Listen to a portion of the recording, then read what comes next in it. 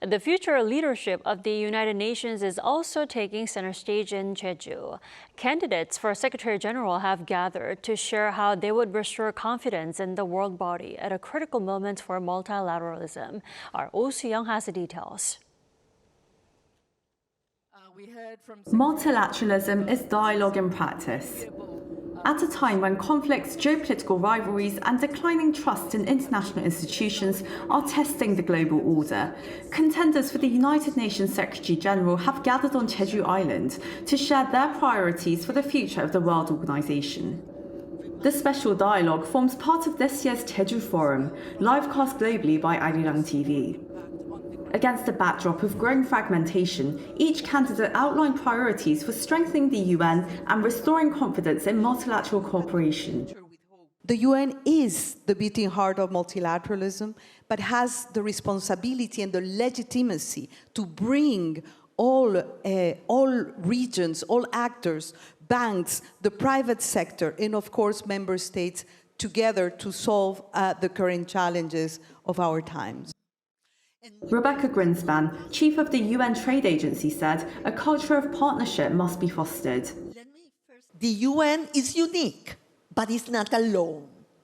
So we need to include the private sector in the conversation, especially, for example, in the frontier of knowledge and the frontier of technology, for responsible AI and to close the gaps in the digital space. Rafael Grossi, head of the UN's nuclear watchdog, emphasized that the UN should be the principal force for multilateralism. At the end of the day, the UN continues to be the only sole global platform, because all these groupings, in all their beauty and effectiveness, cannot reflect global preoccupations. They reflect partial visions. Former Chilean President Michelle Bachelet joined the discussion virtually, calling for the need to enhance dialogue and respect for human rights. In an interview with Arirang TV, former President of Senegal, Macky Sall, said multilateralism must be built on the foundation of the development agenda. That is why we must place issues such as access to clean drinking water, electricity, resource development and employment of young people at the centre of the global agenda.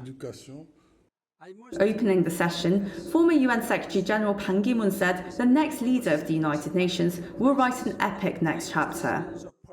The next Secretary General of the United Nations will have the rare privilege of rebuilding shattered trust in multilateralism and demonstrating convincingly and concretely that the United Nations can still make a real, tangible difference in the lives of ordinary people everywhere in this world. For more than 2 decades, the Jeju Forum has served as a platform for dialogue to advance peace and prosperity.